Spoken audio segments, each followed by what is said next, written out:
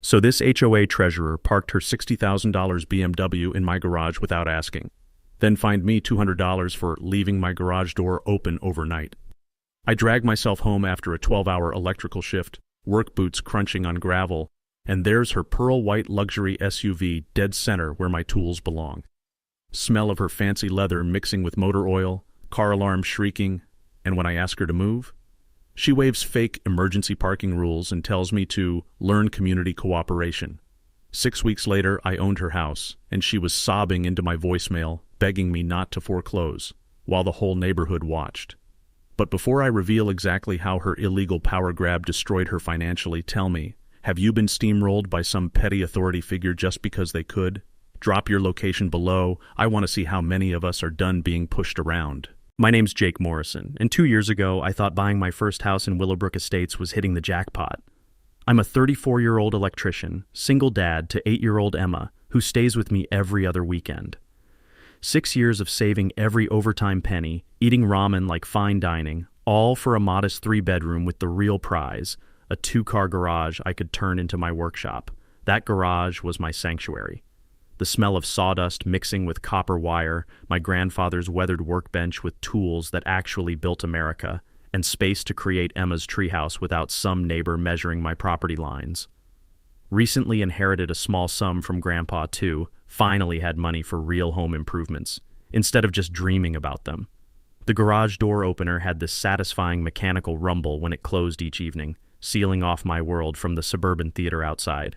Willowbrook looked perfect. Middle-class homes built 2015 to 2018, young families, retirees, $180 monthly HOA for basic upkeep.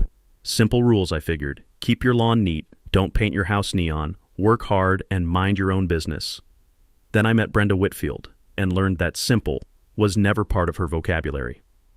Brenda's 52, drives that $60K BMW like it's a weapon, lives in the corner McMansion with the circular driveway that screams, "Bow before my superiority." She's HOA treasurer, which apparently translates to supreme dictator of suburban perfection. Her husband Brad works city planning, a fact she weaponizes in every conversation like verbal ammunition. Picture this: always perfectly coiffed, designer everything, with a smile that could make Arctic ice feel warm by comparison. The kind of woman who measures your grass height while pretending to exercise her designer purse dog. My first Brenda encounter happened 6 months after moving in. I was installing safety lighting for elderly Mrs. Chen, helping her feel secure after neighborhood break-ins, when suddenly there's this shadow looming over my work. Sharp click of expensive heels on concrete. Overwhelming cloud of perfume that probably cost more than my truck payment. "Excuse me," clipboard clutched like divine scripture, "but I don't see permits posted for this electrical work." I explained outdoor lighting doesn't need permits, showed my state license, offered to review safety codes. Her response? "I'll need to verify that with my husband. We simply cannot have questionable contractors compromising our property values." The way she said questionable contractors, like my 12 years of licensed experience and calloused hands meant nothing because I drove a work truck instead of leasing German luxury. That bitter metallic taste of being dismissed, that was my official welcome to Brenda's neighborhood. Over 18 months, she transformed suburban watchdogging into performance art. Dawn patrol with her violation notebook, documenting infractions like children's bikes on driveways or trash cans retrieved 11 minutes late. Woman made HOA enforcement her personal crusade against anyone who actually worked for a living, but her special treatment was reserved for residents who didn't match her community vision. Mrs. Chen got cited for aesthetically inappropriate decorations, her late veteran husband's memorial wind chimes. Tom Rodriguez faced fines for parking his work truck in his own driveway because commercial vehicles degrade residential character. The sound of Brenda's heels clicking became our neighborhood early warning system. Kids scattered like startled birds, window blinds twitched nervously. Everyone held their breath, hoping she'd pass without stopping to measure something with her little ruler. Emma, with that devastating 8-year-old honesty, once asked why the mean pretty lady always looks like she smelled something yucky out of the mouths of babes. I flew under her radar mostly, following every microscopic regulation, trimming grass to precisely 2.75 inches, parking my work van on the street to avoid giving her ammunition. But that Tuesday evening when I came home exhausted from a 12-hour job, I discovered Brenda had decided my garage was apparently community property. That Tuesday evening, I pulled into my driveway at 7:30 p.m. after installing emergency backup power for a medical clinic, one of those jobs where lives literally depend on your work being perfect. My steel-toed boots felt like concrete blocks, my tool belt had left permanent grooves in my shoulders, and all I wanted was to grab a beer and check on the treehouse project I'd been building for Emma. Instead, I found Brenda Whitfield's pearl-white BMW X5 parked dead center in my garage like she owned the place. Not partially blocking. Not squeezed to one side. Dead center with maybe 6 inches clearance on each side, positioned so perfectly that opening her doors would scratch my workbench. The smell of her car's leather interior mixed with my motor oil and sawdust, creating this weird clash of luxury and honest work that made my stomach turn. I stood there for a full 30 seconds, garage door remote in my hand, wondering if I was having some kind of exhaustion-induced hallucination. The car alarm chirped once, that smug little electronic sound that said, "I belong here and you don't."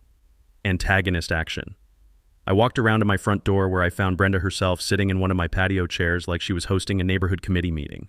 She was perfectly dressed, despite the humid August evening, scrolling through her phone with the casual indifference of someone who'd never questioned her right to occupy any space she chose. "Excuse me," I said, keeping my voice level, "but there's a car in my garage." She looked up with that practiced smile. "Oh, Jake, my driveway is being sealed tomorrow morning, emergency situation, and the HOA emergency parking clause allows temporary use of available spaces during community maintenance." I pulled out my phone and scrolled through the HOA documents while she watched with amusement, like I was a child trying to read a grown-up book. "Ma'am, I don't see any emergency parking clause in here." "Well," she stood up, smoothing her skirt, "I'm currently reviewing the bylaws for necessary updates. Consider this a pilot program for community cooperation during infrastructure improvements." Protagonist counterpunch. Here's where most people would have lost their temper and done something stupid. But 12 years of electrical work teaches you patience. One wrong move and you're dead. So instead of exploding, I did something that clearly wasn't in Brenda's playbook. I pulled out my phone and started recording. "So to be clear," I said calmly, "you're admitting that this emergency parking clause doesn't actually exist yet and you're using my private garage as a test case without my permission?" Her face went from smug to panicked in about 2 seconds. "You can't record me without consent." "Actually, I can. We're on my property, and this is a one-party consent state." Knowledge nugget. In most states, you can legally record conversations on your own property without the other party's permission. Essential for documenting harassment. Takeaway. Always check your state's recording laws before dealing with aggressive neighbors. She tried to grab my phone, but I stepped back. "Brad will hear about this?" "Good. I'd love to hear the city planning department's official position on fake HOA clauses." Mini twist. Her escalation. But Brenda wasn't done. The next morning, I found an official HOA violation notice taped to my front door. Failure to maintain community standards. Garage left open overnight, creating visual blight. Fine, $75, escalating to $200 if not resolved within 48 hours. There was a handwritten note attached. "Maybe next time you'll be more cooperative." "B," I called my buddy Derek, college roommate turned real estate attorney, while staring at the notice. "Jake," Derek laughed after I read it to him, "she just handed you a gift. She's literally fining you for the violation she caused. That's evidence of harassment and abuse of HOA authority. So what's my next move?" Research time. HOA formation documents are public record at the county office. Find out what authority they actually have versus what they claim to have. During my lunch break, I drove to the county courthouse, the taste of institutional coffee mixed with the musty smell of old filing cabinets as I dug through incorporation papers. What I found made me smile for the first time since this started. Her second move. Meanwhile, Brenda was busy. I came home to find she'd emailed the entire neighborhood. Urgent community notice, resident violation creating security concerns due to unsecured garage overnight. Board reviewing enhanced enforcement procedures. Emma called that evening, excited about her upcoming weekend visit. "Daddy, is my treehouse going to be ready?" "We might have to work around some obstacles, sweetheart." "Is the mean lady being mean again?" "Yeah, baby. But Daddy's learning how to be mean back, the right way." What Emma didn't know was that my county research had revealed something Brenda definitely didn't want the neighborhood finding out about. Friday morning hit me with a new level of audacity, one that even I hadn't expected from Brenda. Not only was her BMW still sitting in my garage like some luxury parasite, But she'd brought a friend, a sleek black Mercedes sedan, now sitting beside it, taking up every inch of space where my tools used to be. I found my electrical supply cabinet, the one with $3,000 worth of equipment, pushed against the back wall with a brand new padlock, where my lock used to be. My tools were scattered across my workbench like someone had been rummaging through a junk drawer, and there was a sticky note on my grandfather's old vise, quote, "Temporary relocation for client staging, community cooperation appreciated, -BW, end quote." The metallic taste of pure rage filled my mouth, mixed with the sharp smell of expensive car leather and whatever fancy perfume she'd sprayed around my workspace, like she was marking her territory. Instead of doing what every fiber of my being wanted to do, which involved those bolt cutters hanging on my garage wall, I did something that would hurt Brenda more than any tool could. I called the non-emergency police line. "Hi, I'd like to report a trespassing situation and possible theft of personal property." Officer Martinez arrived 20 minutes later, a solid guy who looked like he'd dealt with plenty of suburban drama. After documenting everything with photos, he said something that made my day. "Sir, this looks like harassment to me. Mind if I have a word with the vehicle owner?" Watching Brenda try to explain to a cop why she had the right to lock up someone else's tools in their own garage was like watching a masterclass in how not to talk to police. Her voice got higher with each excuse. Her hands fluttered like confused birds, and Officer Martinez's expression grew more skeptical by the minute. The sound of his pen clicking as he took notes was like a countdown timer to Brenda's credibility evaporating. "Ma'am," he finally said, "property deed trumps HOA agreement every time. You might want to remove your vehicles before this becomes a criminal matter." That afternoon, I drove to the county surveyor's office with a mission. I remembered Derek mentioning once during our college days that property deeds always trump HOA plat maps in legal disputes. The deed describes exactly what you own, while HOA maps are often based on preliminary surveys that don't reflect final construction. Your deed is the ultimate legal authority over your property, not what any HOA claims on their maps. The clerk, a helpful woman named Janet, who'd clearly seen her share of property disputes, pulled up my lot survey with the enthusiasm of someone about to deliver Christmas morning news. "Oh, honey," she said, pointing at the screen, "you own 18 inches more toward the street than your HOA thinks you do. See this line here? That's your actual boundary. Your garage is completely on your own property." The original developer had sold me the property with clear title to the entire garage footprint, but the HOA's formation documents used an outdated preliminary survey. That was legally worthless. I walked out of that office feeling like I'd just found the cheat code to Brenda's game. By Saturday, Brenda had escalated to full neighborhood social media warfare. She called an, quote, "emergency," end quote, HOA board meeting for Monday night, with a notice that looked more like a court summons, quote, "urgent property boundary dispute requiring immediate resolution," end quote. She also launched a Facebook campaign that would make political operatives jealous. Her post about, quote, "some residents who prioritize vacation over community safety," end quote, got shared to 3 neighborhood groups. But her strategy backfired spectacularly. Mrs. Chen commented with a detailed account of Brenda's harassment campaign. Tom Rodriguez shared photos of his own bogus violation notices. Sarah Mitchell posted a screenshot of the actual HOA bylaws, proving most of Brenda's, quote, "rules," end quote, existed only in her imagination. My personal favorite comment came from Janet Martinez, Officer Martinez's wife, as it turned out. Quote, "Funny how some people think badges give them the right to other people's property," with a rolling eyes emoji, end quote. Sunday morning brought Brenda's most desperate move yet. I woke up to find a city towing notice stuck to my work van. Apparently it violated, quote, "commercial vehicle restrictions," end quote, and would be towed Thursday morning. The beautiful irony? My van was parked legally on a public street, where I'd specifically put it to avoid any HOA issues, but Brenda's husband Brad had pulled strings at city planning to manufacture a violation that didn't exist. Emma called that evening, practically bouncing through the phone with excitement. "Daddy, can we work on my treehouse this weekend?" "Absolutely, sweetheart, and I think we might build it even bigger than we originally planned." "How come?" "Because Daddy learned something very interesting about our backyard. Turns out we own more of it than some people think we do." What I didn't tell Emma was that her innocent treehouse project was about to become the perfect demonstration. of exactly where my property lines really were, and who actually had the legal right to be there. Monday evening arrived with all the drama of a neighborhood soap opera. I walked into the Willowbrook Elementary cafeteria for the, quote, emergency, end quote, HOA meeting to find only 3 people sitting at a folding table that looked like it had been borrowed from a church basement sale. Brenda sat in the center wearing a navy blazer that screamed, quote, I'm in charge here, end quote. Flanking her were 2 board allies I'd never actually seen before, Harold something or other, a retiree who nodded at everything Brenda said like a dashboard bobblehead, and Patricia whoever, a woman who looked like she'd been professionally trained to purse her lips in disapproval. The cafeteria still smelled like today's lunch special, that unmistakable aroma of institutional mac and cheese mixed with industrial floor cleaner.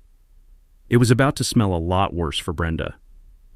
Where's everyone else? I asked, pulling out my phone to start recording. The other board members couldn't make it tonight, Brenda said with that practiced smile. But we have a quorum, so we can proceed with essential business. I sat down in one of those tiny plastic chairs designed for second graders, my knees practically touching my chin. The sound of the chair creaking under my weight echoed through the empty cafeteria like a warning shot. First order of business, she announced. Motion to clarify parking enforcement procedures in light of recent non-compliance issues.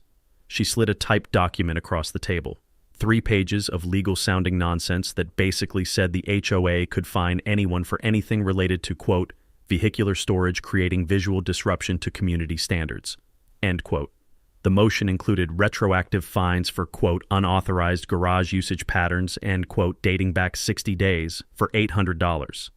You're trying to fine me $800 for how I use my own garage? I asked. Community standards affect all property values, Harold bobbled enthusiastically. That's when I remembered something Derek had drilled into me during our college study sessions. Most HOA boards never file proper insurance for the powers they claim to have. Without insurance, individual board members become personally liable for any damages their decisions cause. Your insurance policy is your legal shield, but only if it actually covers what you're doing. I'd like to see the HOA incorporation documents, I said, and your insurance policy covering these enforcement powers. The silence that followed was so thick you could have carved it like Thanksgiving turkey. Patricia's lips pursed tighter. Brenda's smile faltered, and Harold stopped bobbling entirely. The fluorescent lights above us hummed like angry hornets trapped in a jar. Those documents are being reviewed by our legal counsel, Brenda finally managed. No problem, I said, pulling out the papers I'd brought. I've got copies right here from the county filing office. I spread out the HOA incorporation documents and insurance policy on the tiny table. Brenda's face went from confident pink to worried pale in about 3 seconds. According to your insurance policy, I continued, the HOA specifically excludes coverage for board members' personal business activities, like using community resources for real estate staging. Furthermore, I said, opening another folder, I've documented $23,000 in financial discrepancies over the past 18 months. The pattern was beautiful in its criminal simplicity. Storm cleanup billed to the HOA but performed by city crews for free. Landscape consultations charged to community funds but done through Brenda's private company. Emergency tree removal that cost us $8,400. For trees the city had removed at no charge. But here's what I hadn't expected to find, the real twist that made my electrician's heart sing. Mrs. Whitfield, I said, pulling out one final document, did you know your husband's city planning emails are subject to public records requests? The color drained from her face faster than water down a broken drain. I read from Brad's official email, quote, problem properties requiring community pressure to improve neighborhood composition. Target working-class homeowners for maximum leverage, end quote. Harold's mouth fell open like a broken garage door. Patricia actually gasped, and Brenda looked like someone had just told her the FBI was outside. That's taken out of context, she whispered. There's more, I said. Quote, wife staging business needs 3-month access cycles. Recommend escalating HOA pressure on Morrison property for optimal client presentation timeline, end quote. The taste of victory was better than my grandfather's homemade apple pie, sweet with just a hint of justice. This meeting is over, Brenda said, standing so fast her chair fell backward with a metallic crash that echoed through the empty cafeteria. But as I walked to my car, I had no idea that Brenda's desperation was about to reach levels that would make tonight's revelations look like a friendly neighborhood chat. The next morning brought a phone call that changed everything. "Jake, you need to sit down for this," Derek said. His voice had that tone lawyers get when they've found something that could either make you rich or land someone in federal prison. I was in my kitchen, staring at my coffee maker and wondering if Brenda's BMW was still squatting in my garage. Spoiler alert, it was. "Remember how I said I'd dig deeper into Brenda's business dealings?" Derek continued. "Well, I found the smoking gun. Actually, I found the whole arsenal." He'd spent the night running Brenda's real estate license through the state database, along with cross-referencing her HOA financial activities with public records. What he discovered made my electrical violations look like parking tickets. "First," Derek said, "Brenda's real estate license has 2 pending complaints for misrepresentation, both from elderly clients who claim she manipulated them into selling below market value." The coffee maker gurgled to life, filling my kitchen with the rich aroma of caffeine salvation. I was going to need it. Second, her property records show she owes $180,000 more on her mortgage than her house is currently worth. She's underwater financially and drowning fast. But the real bombshell was still coming. Third, and this is the big one, Brad's city position is under official ethics review for undisclosed conflicts of interest related to HOA enforcement activities. I nearly dropped my coffee mug. The smooth ceramic surface suddenly felt slippery in my calloused hands. "Someone filed a complaint with the state attorney general's office," Derek continued, "about systematic corruption in municipal planning departments working with private HOA boards to manipulate property values." The investigation had been quietly running for 6 months. Brad's email trail was just the evidence they needed to prove coordination between city planning and private real estate interests, using HOA harassment to force property sales. "Derek," I said, "are you telling me that Brenda and Brad are part of some kind of organized scheme?" "I'm telling you that your little garage situation just became Exhibit A in a federal fraud investigation." The implications hit me like a surge through an ungrounded electrical line. Brenda wasn't just a power-hungry neighbor with control issues. She was running a sophisticated property manipulation scheme, using her HOA position to identify target homeowners, creating artificial violation pressure to force quick sales below market value, then flipping those properties through her real estate business for massive profits. "How many other homeowners?" I asked. "At least 12 in your neighborhood alone, probably dozens across the county." Derek explained how the scheme worked. Brad would identify properties in his city planning role that were ripe for development or resale. Brenda would manufacture HOA violations to pressure those specific homeowners into selling. Their combined inside knowledge of zoning changes and development plans made them incredibly effective at targeting the right properties at the right time. Mrs. Chen's memorial wind chimes weren't just annoying to Brenda's aesthetic sense. They were an excuse to pressure an elderly widow into selling her house 6 months before the city announced plans for a new community center that would boost property values by 30%. Tom Rodriguez's work truck wasn't really a community eyesore. It was parked on a lot that Brad knew would be rezoned for mixed-use development within 2 years. My garage wasn't just convenient parking for Brenda's staging business. My property sat on a corner lot that would become extremely valuable when the new shopping center got approved next spring. "The beautiful part," Derek said with the satisfaction of a prosecutor who just cracked a major case, "is that they documented everything. Brad's emails, Brenda's violation records, even invoices showing her staging company billing clients for access to properties she obtained through HOA pressure." So, what happens now? Now you have more power in this situation than Brenda could have ever imagined. She's not just facing HOA accountability anymore. She's looking at federal fraud charges, conspiracy, and civil rights violations. I hung up the phone and walked out to my garage, where Brenda's BMW still sat like a $40,000 confession letter. But now I understood something that changed my entire strategy. This wasn't about parking. This wasn't about property rights. This was about taking down a criminal enterprise that had been systematically stealing from working families across our entire county. Time to call in some bigger allies. Derek's revelation changed everything. This wasn't neighborhood drama anymore. This was organized crime disguised as suburban governance. And that meant I needed to think bigger than just getting my garage back. I spent Wednesday afternoon assembling what Derek called, quote, team justice, end quote. Though honestly, it felt more like recruiting for the world's most suburban version of Ocean's 11. First up was Mrs. Chen. I found her in her garden, tending to the memorial flowers she'd planted around her late husband's wind chimes, the ones Brenda had tried to ban as, quote, aesthetically inappropriate, end quote. Mrs. Chen, I said, how would you feel about helping me expose exactly what Brenda's been doing to this neighborhood? Her weathered hands paused over a rosebush that had been blooming for 40 years. Jake, I've been keeping records since the day that woman showed up at my door with her clipboard. I was hoping someone would eventually ask. She disappeared into her house and returned with a shoebox full of documentation that would make an FBI forensic accountant weep with joy. Every violation notice, every threatening phone call, every time Brenda had photographed her property without permission, all dated, time-stamped, and cross-referenced with neighborhood events. Military training, she explained with a smile that could have powered the neighborhood. My late husband taught me that documentation beats confrontation every time. Next was Tom Rodriguez. I found him in his driveway, working on the engine of that work truck Brenda had tried to get towed. The smell of motor oil and determination filled the evening air. Tom, I need someone with your kind of practical expertise. He looked up from under the hood, wiping his hands on a rag that had seen more honest work than Brenda's BMW. You mean someone who knows how to install security equipment without leaving fingerprints? I mean someone who understands how to document things properly. Tom's grin could have lit up the whole street.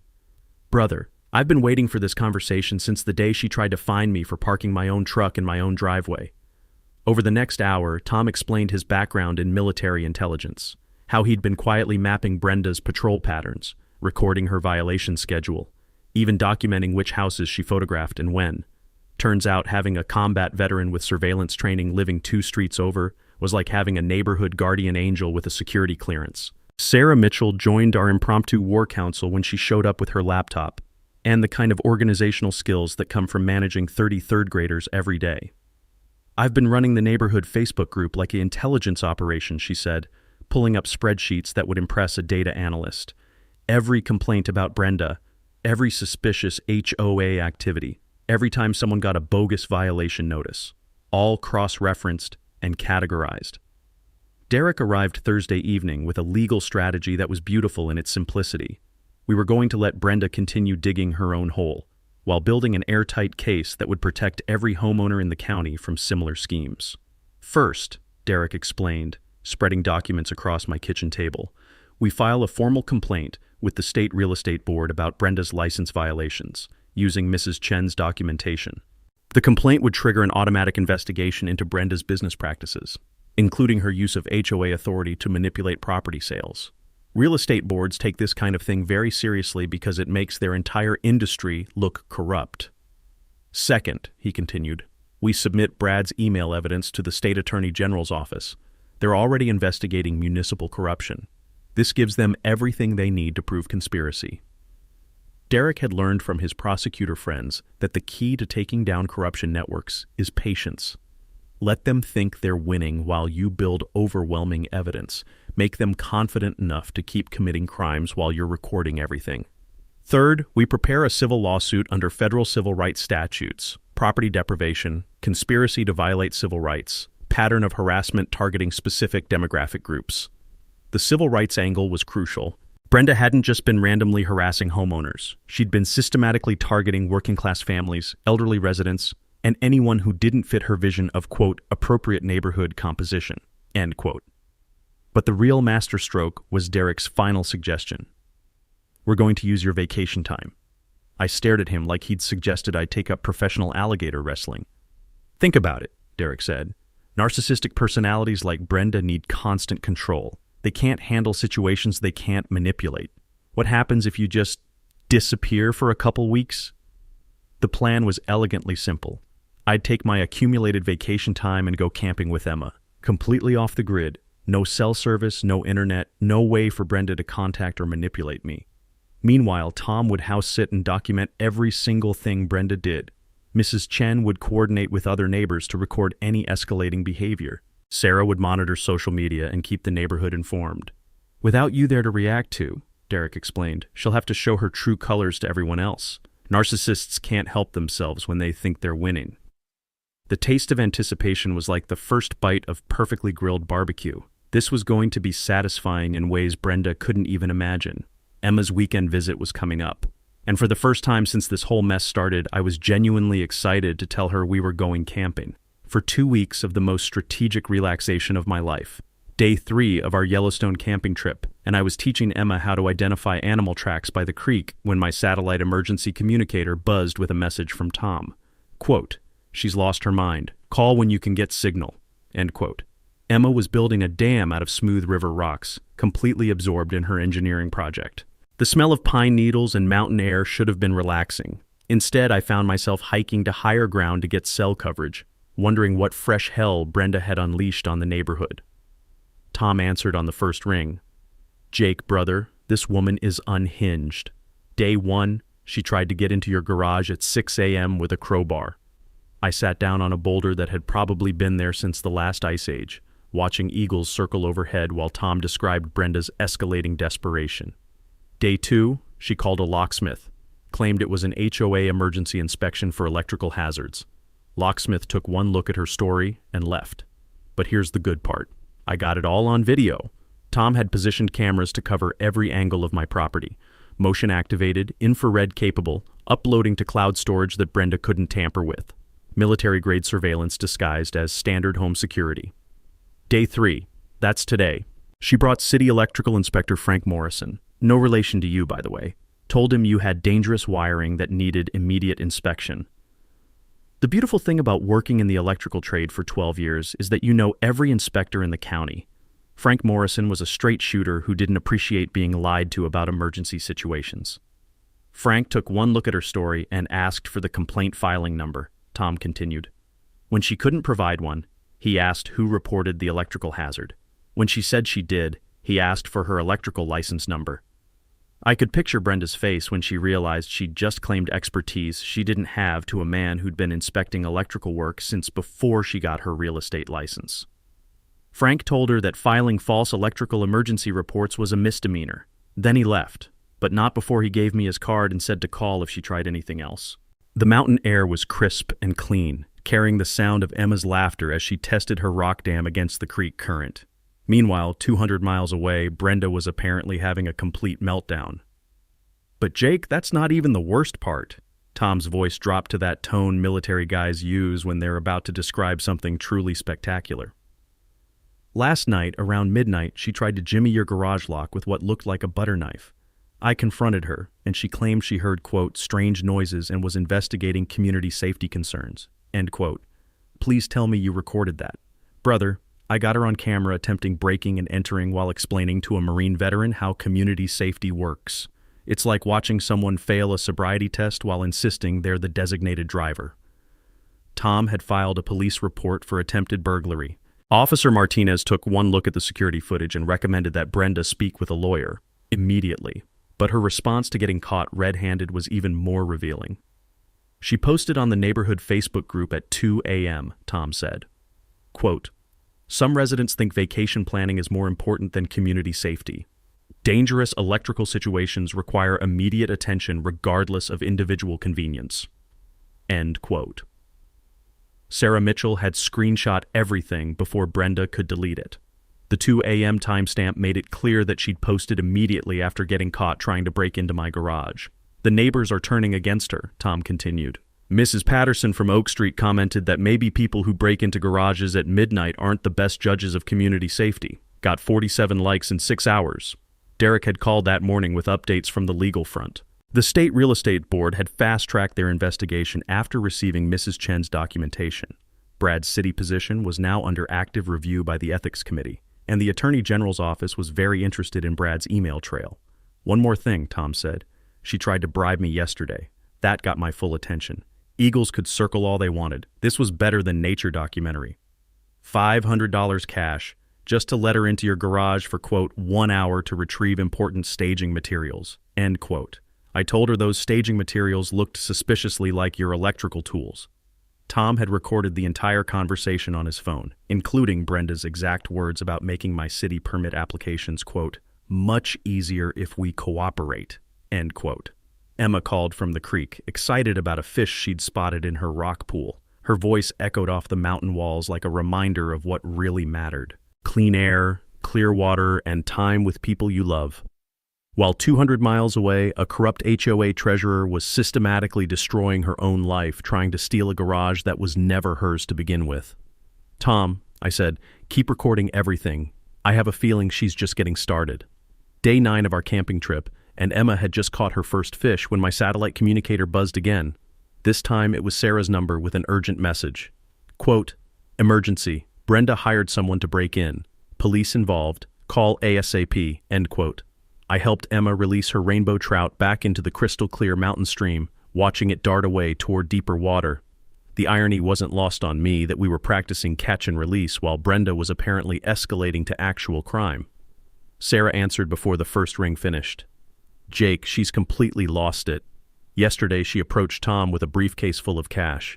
Today she hired what can only be described as the world's worst burglar." The mountain silence was broken only by the sound of wind through pine trees and my blood pressure climbing toward dangerous levels. Around 2 p.m. today, Tom spotted some guy with bolt cutters trying to cut your garage lock. When Tom confronted him, the guy claimed to be a, quote, "licensed contractor working for the HOA," end quote. "No permit, no ID, no legitimate paperwork." I could hear the satisfaction in Sarah's voice as she described what happened next. Tom asked to see his contractor's license. Guy couldn't produce one. Tom asked for the HOA work order. Guy pulled out a handwritten note on Brenda's personal letterhead. Tom called the police. Officer Martinez arrived to find a man with no identification attempting to break into private property with tools that belonged in a prison escape movie. When pressed about who hired him, the guy immediately gave up Brenda's name and phone number. "Gets better," Sarah continued. Under questioning, he admitted Brenda paid him $200 cash to, quote, "retrieve staging materials from a garage that needed to be accessed for community safety," end quote. The criminal conspiracy charges were adding up faster than Emma's collection of interesting rocks. Attempted burglary, conspiracy to commit breaking and entering, filing false reports, and now soliciting criminal activity. But Jake, the nuclear bomb dropped this morning. Sarah's voice had that tone teachers get when they're about to describe the most spectacular classroom disaster of their career. The state attorney general's office executed a search warrant on Brenda's house and real estate office at 6 a.m. with news cameras rolling. I sat down on a fallen log watching Emma skip stones across the lake while trying to process the fact that my neighborhood HOA drama had apparently escalated to federal law enforcement. Channel 7 was there for the whole thing, Sarah said. Brenda in her bathrobe screaming about property rights while they carried out boxes of financial records. Brad getting arrested in his city planning office while his coworkers watched through conference room windows. The investigation had moved faster than anyone expected. Derek's evidence package, combined with Mrs. Chen's meticulous documentation and Tom's security footage, had given prosecutors everything they needed for search warrants. They found everything, Jake. Computer files showing the property manipulation scheme, bank records proving she'd been moving HOA funds through her personal accounts, even a spreadsheet listing target homeowners with notes about, quote, pressure points for maximum compliance, end quote. Mrs. Chen's name was on that list with notes about, quote, elderly widow, vulnerable to safety concerns, end quote. Tom's entry mentioned, quote, working-class Hispanic likely to avoid legal confrontation, end quote. My file was the most detailed. Quote, single father, electrician, corner lot, high development potential, financial pressure through daughter's needs, end quote. The casual racism and classism documented in Brenda's own handwriting was going to make the civil rights case slam dunk simple. There's more, Sarah said. They arrested 4 other HOA board members across the county. This wasn't just Willowbrook. This was organized crime using suburban homeowner associations as cover. The scope was staggering. Dozens of neighborhoods, hundreds of manipulated property sales, millions of dollars in fraudulent transactions spanning 5 years. Derek called this morning, Sarah continued. The Attorney General's office wants to interview you when you get back, as a witness, not a suspect. You're officially the victim who exposed a federal conspiracy. Emma ran up with a perfect skipping stone, smooth and flat like a tiny pancake. Daddy, look what I found. Want to see how far it goes? Absolutely, sweetheart. While she demonstrated her improved stone skipping technique, Sarah delivered the final update. Oh, and Jake? Brenda called you 17 times yesterday. The voicemails. There's something special. 17 times? Started demanding, moved to pleading, ended with full sobbing breakdown. She's begging you not to press charges, offering to drop all HOA claims, even promising to buy your house for above market value if you'll just, quote, make this all go away, end quote. The mountain lake was mirror smooth, reflecting Emma's delighted face as her stone skipped 7 times before sinking. Pure joy in a place where the air was clean and people couldn't lie to you about fake parking regulations. Sarah, I said, save those voicemails. I have a feeling they're going to be very useful when we get home. Because in 3 days, Emma and I would be heading back to Willowbrook, where a federal investigation was waiting for us, and where Brenda's empire had finally collapsed under the weight of its own corruption. Day 14. Homecoming Day. Emma and I drove back into Willowbrook Estates to find our quiet suburban street transformed into something that looked like a cross between a news event and a block party. 3 news vans lined the curb, neighbors stood in clusters, talking and pointing, and there, in the middle of it all, was my house, with police tape still fluttering around Brenda's abandoned BMW. "Daddy, why are there so many people?" Emma asked, pressing her face to the car window. "Because sometimes when you stand up to bullies, other people pay attention." Tom met us in my driveway with a grin that could have powered the neighborhood and a folder thick enough to use as a weapon. "Welcome home, brother. Hope you're ready for your close-up." He handed me the folder while Emma ran to inspect her treehouse in progress. The documentation inside was beautiful. 17 attempts at breaking into my garage, 3 police reports, 1 arrest, and enough security footage to make a Netflix documentary. "Channel 7 wants to interview you in an hour," Tom said. Something about, quote, "the homeowner who exposed HOA corruption through strategic vacation planning," end quote. The interview setup was in Mrs. Chen's front yard, with my garage visible in the background. Producer wanted the visual of Brenda's BMW still sitting there like a $40,000 confession letter. 2 weeks of abandonment had not been kind to German luxury engineering. Detective Sarah Rodriguez, no relation to our neighbor Tom, arrived first to walk me through the criminal case timeline. Professional, thorough, and clearly enjoying the fact that a civilian had handed her a federal conspiracy case with a bow on top. "Mr. Morrison, your strategic documentation and the evidence gathered by your neighbors has resulted in charges against 14 individuals across 6 counties. This is the largest HOA fraud case in state history." She explained how the investigation had expanded beyond Brenda and Brad. The property manipulation scheme involved city planners, real estate agents, mortgage brokers, and HOA board members working together to systematically defraud homeowners. "Your garage situation was small potatoes compared to what we found, but it was the thread that unraveled everything." At 5 p.m., neighbors started gathering for what Sarah Mitchell had organized as a, quote, "community accountability meeting," end quote. The Willowbrook Elementary cafeteria was packed with 47 families, local media, and enough righteous anger to power a small city. Derek arrived with updates that sounded like something from a legal thriller. Brenda's real estate license had been permanently revoked. Brad had been terminated from city planning and banned from municipal employment. Their house was in foreclosure, and both were facing federal fraud charges with potential 20-year sentences. "But here's the beautiful part," Derek said, speaking to the crowd. "The civil settlement includes funding for a community legal defense fund. Any homeowner who faces HOA harassment can get free legal consultation." The applause was thunderous. Mrs. Chen stood up with tears in her eyes, holding a framed photo of her late husband. "My Henry served 3 tours defending democracy. He would have loved seeing it work right here in our neighborhood." Tom Rodriguez took the microphone next, his military bearing commanding instant respect. "What Jake did wasn't just stand up for himself. He stood up for all of us.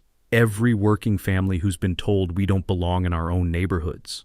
But the real mic drop moment came when they played Brenda's voicemails on the community speakers. 17 messages spanning 2 weeks, starting with demands, quote, "You need to return immediately and resolve this garage situation," end quote, escalating to threats, quote, "My husband's position gives us options you haven't considered," end quote, moving to bargaining, quote, "I'll drop all HOA violations if you just let me explain," end quote, and ending with complete breakdown, quote, "Please, Jake, I'm begging you. I'll pay above market value for your house. Just don't let them take everything," end quote.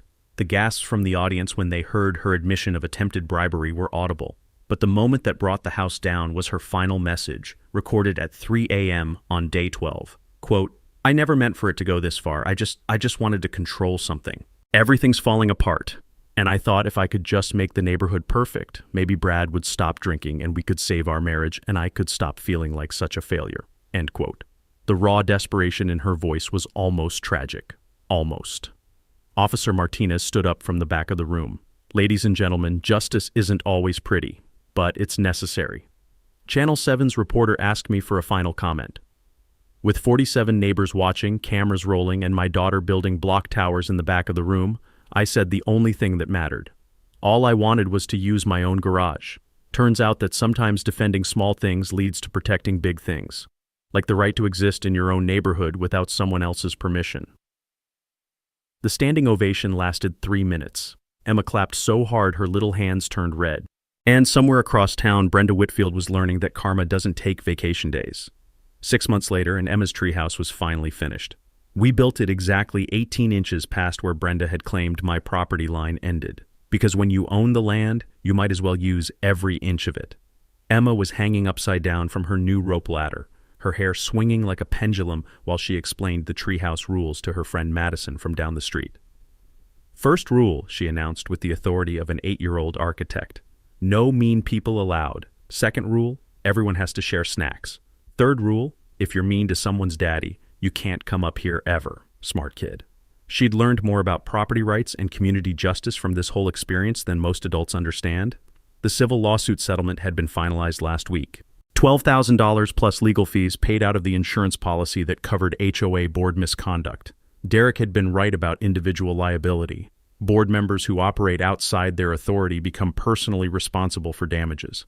But I didn't keep the money. Instead, I used it to establish the Willowbrook Property Rights Defense Fund. $12,000 in seed money, plus Derek volunteering pro bono hours, plus Mrs. Chen serving as community ombudsman for elderly residents. Any homeowner facing HOA harassment could get free legal consultation and representation. The fund helped 3 families in the first month alone.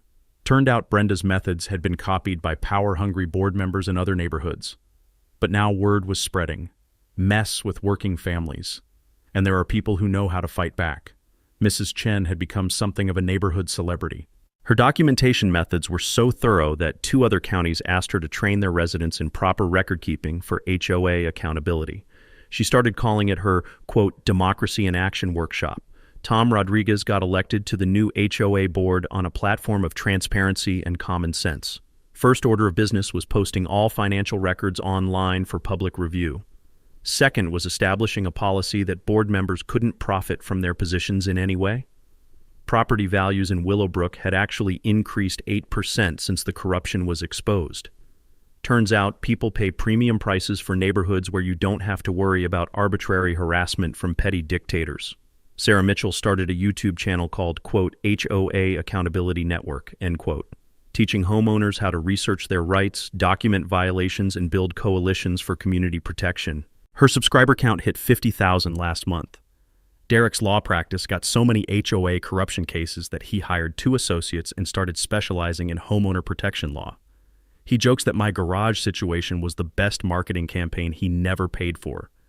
Emma's relationship with me had grown stronger through the whole experience. She'd learned that sometimes adults need to stand up to bullies too, and that doing the right thing isn't always easy, but it's always worth it. Daddy, she said one evening while we were grilling burgers in the backyard, are you proud of what we did? I'm proud of what you did, sweetheart. You were patient while Daddy learned how to be brave. Can we go camping again this summer? Absolutely, but this time, just for fun. The annual, quote, Garage Door Day barbecue had become a neighborhood tradition. Every August we celebrate the day ordinary people proved that corrupt authority doesn't get the last word. Kids draw chalk art about brave neighbors. Adults share property improvement projects without fear. And everyone remembers that democracy works best when citizens pay attention. Brenda and Brad both pled guilty to federal fraud charges. She got 18 months in minimum security prison. He got 2 years and permanent ban from government employment. Their house sold at auction for 60% of its previous value. Karma, as it turns out, is very expensive. But here's the thing I want you to remember. This story started with one woman parking in one man's garage without permission. It ended with federal investigations, criminal convictions, and protection for hundreds of families across multiple counties. Sometimes the biggest changes start with defending the smallest spaces. So here's my challenge for you. Share your own HOA nightmare story in the comments. You never know who might need to hear that they're not alone in fighting back against petty tyrants who think badges give them the right to run other people's lives.